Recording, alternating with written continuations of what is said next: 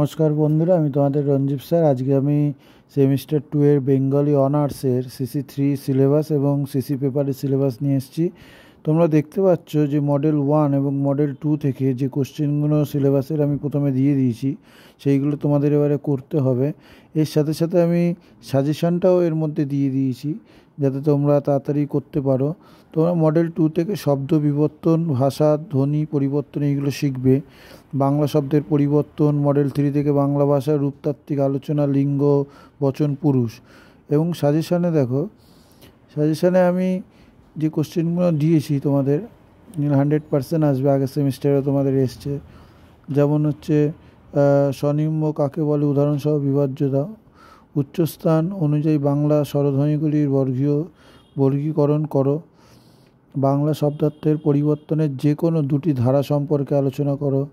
উদাহরণসহ বাঙালি ভাষার 3টি ধ্বনিতাত্ত্বিক ও রূপতাত্ত্বিক বৈশিষ্ট্য আলোচনা করো।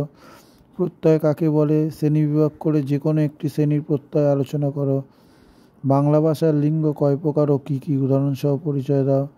অগন্তুক বা কৃত্রিম শব্দের বিষয় সংক্ষিপ্ত আলোচনা করো।